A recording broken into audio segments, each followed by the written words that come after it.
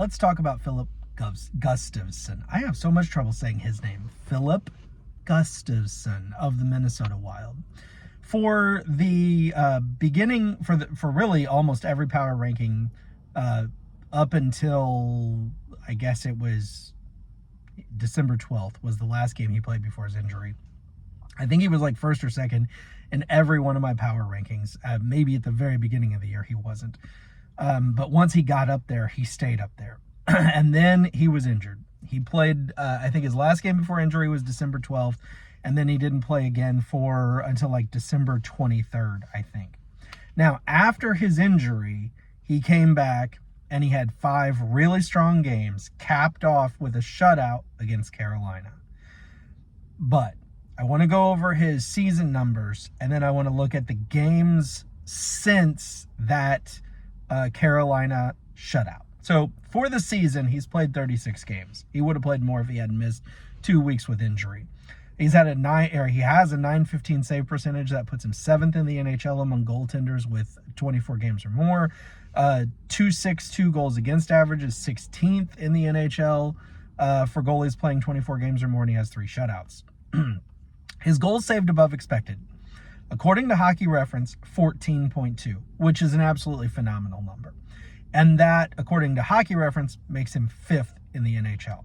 Now, Money Puck agrees with them on the goals save above expected at 14. They put him at 14.1, so just a 0.1 difference.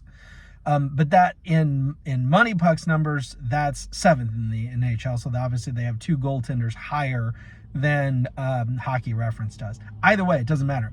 14.1, 14.2 goals saved above expected is an extremely excellent number. However, I think that number was actually higher before the injury. I don't really remember for sure, but I think it got up to like 16 or somewhere in that ballpark early in the season. So it's come down a hair, but not a crazy amount. Okay, so his quality start percentage is .694, which is 3rd in the NHL among goaltenders who have played 24 games or more. So again, this guy, when he's between the pipes, your team likely will only have to score 2 or 3 goals to win, and that is huge. So overall, when you look at his overall numbers, I think he's been fantastic. I have him 10th on my power, is that right? 9th on my power ranking this week. And I think he was about that last week. He didn't really change much. However, I will say last night he had a really good game, and I do think he's trending up. But let's go back to those games, okay? So, again, he comes back from injury on December 23rd, and he has 5 strong games, capped off with a shutout against Carolina. But then he allows 4 goals on 18 shots against St. Louis, 6 goals on 27 shots against Colorado, 5 goals on 36 shots against Edmonton, 4 goals on 29 shots against Utah. Now, Colorado, Vegas, Edmonton, powerhouse teams certainly can score a lot of goals. I don't want to fault him too much, but at the same time, that's a lot of goals to be letting in. St. Louis at that time was scoring, I think they had an 11 game streak where they were the highest scoring team in the NHL, and that game falls in that. They've come down big time from that, but at the time, St. Louis was scoring a lot of goals. So you have him allowing 4 goals, 6 goals, 4 goals, 5 goals, 4 goals. That brought him down my power ranking. I think he's going to start climbing back up. So let's take a look at what has happened since then. He allowed 2 goals on 20 shots versus Chicago. It's Chicago. They don't, they're not high-powered offense particularly. 2 goals, 20 shots. That's a 90% save percentage. That's fine. 1 goal on 33 shots versus Toronto. That's a good game. That's a really good game. Then we have the game against Ottawa, and I don't really know how to judge that. We could say he allowed 6 goals against Ottawa, and that would sound bad. Or we could say he saw 52 shots against Ottawa, which is a problem. And he allowed 6 of them to go in, but 52 shots. I don't want to judge him too harshly for allowing 6 goals on 52 shots.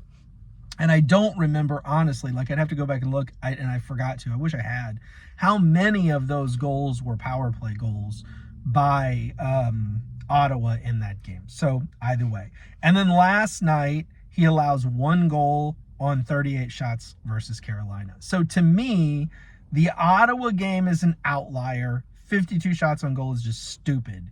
So I'm going to throw that out. Forget about that. If you throw that out, he's allowed 2 goals against Chicago, 1 goal against Toronto, 1 goal against Carolina. It seems to me that, it's hard for me to say, like, the injury played a role in this because he's out for 2 weeks, but he comes back and has 5 great games, including a shutout against Carolina.